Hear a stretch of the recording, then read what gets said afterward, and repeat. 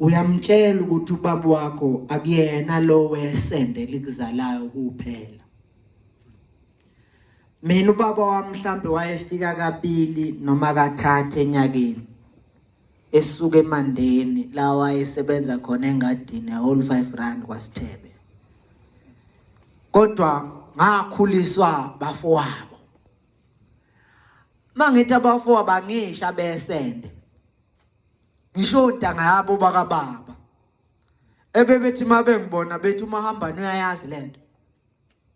Mabeke bangifica ngiphambene ngendlela yokwenza mhlambe ngidlala ibhola kuze kube sebusuku inkomo ayibuyile bethi uyayazi lento.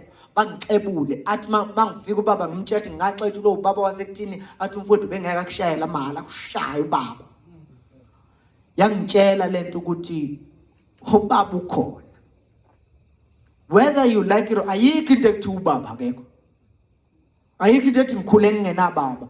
Ingenxa yokuthi lenja qala nje ubaba wakhe ibalekile nabangani bayo baphenduka izinja nabo bayekelela ingane kamfowabo. Bekhona. Hayi ngizali sizothini impela ngoba sikuphi khona. Mina nginesikole nginesilungisa umatric. Kuyafika kwabafana lapho kunye sekudala kuno 17 ukubona ngisho nala uthi sekunelunda la. Ngikutshela kufika nje ukubona ukuthi kuyisigora kuyajima kungangiginqa lokho. Kuseza nje ngithi fuseka. Ukubona ngisho ebusweni kushintsha ukuthi ngithi mina fuseke. Emveni kwalokho ngithi udlile. Sengikutshelile indaba zakho uke wathi tholeni ikwinya lo. Khona kuzoboda sibi. Ngifuna nje ukuzala ngenkani futhi. Okunye uthola ukuthi konakala ekhaya kwakhuliswa ugogo. Kuthi makubhede bese kufonela ugogo bese yangifonela ugogo mafunda yini? Bese ngibona konakala egogo indaba. Ngithi hayi gogo besixoxa nje kushuthi ukwethukile kumfana. Kodwa kahle gogo angiboleke yena ngiyacela unginikeze nje 6 months. Uzongibonga egcineni. Uyomuza sengibonga futhi ngoba khona into umuntu wesifazane ongeke uzuyenza. So i-advice ithi kulowo akayifunela ubaba.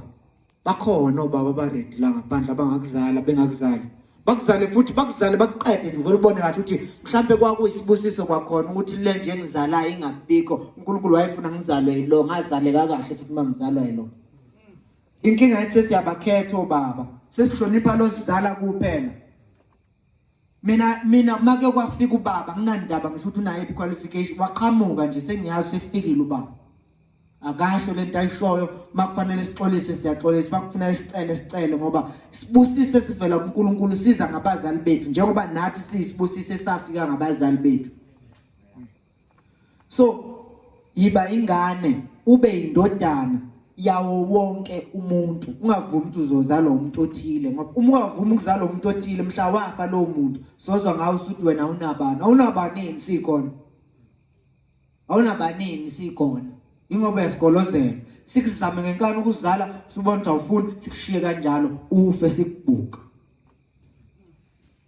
So lokhu ke usikhalela ke manje usitetemisala ngoba ngikhulele ekitchen ke ngikhuliswa umama noma ube yikho konke. He was my father, he was my mother, he was my everything. Eyiwe sikhona nathi sunungena la sikuzale wena ngenkani. Hambani angisakhulumeli ke bona nina ke bafowethu hambani niyozala niyoba obhuti abadala even nase intombini zenu. Khona intombi zenu oyibonayo ukuthi ikhuliswa unina. Ayinayo uyise ngishikhuluma ayinayo uyise la kuyona. Yiba ubhuti omdala wengane. Uyitshela baby muzoqeda unje bazoqeda abafana wela. Athi uvela uphume nje kube ni boyfriend uvela umtshela ukuthi ikini kodwa usalikhumbula mama. Abazali avela hayisuka ke sifuna ungizali siyathandana noma siyazalana uthi kokubili. Now hamba wena ke manje hamba ukwenza lona.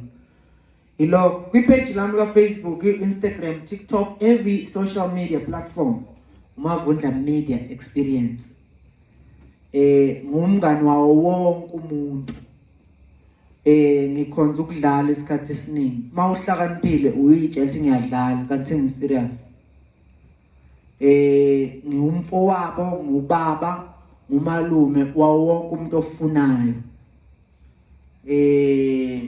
Umthandazo wami nje ukuthi umhlaba ngathi ngaba nokuthula singabi maqembu sibe banye sibe zinsizwa obuswamata siqishe sibe sihambe siyoshela siqonywe sincome awubhuti uthathe kahle awubhuti uthathe kahle sizalingane siganiselane ngoba ngiyazi ukuthi lengane ikhuliswe ngomthetho ofanayo naleni ikhuliswe ngapha lezi izingane zingayiqhubi legacy yethu yephambili kwakunjalo qala manje sesithi siyaganiselana sokuthi uganisele iapula ngeorange ngoba thina phezulu sehlulekile ukuba isihlahla esisodwa esizokhipha ithele esingayiqhatha lapha ezantsi Shayeleni ihlombe ngikhuluma phakathi kokuphasa.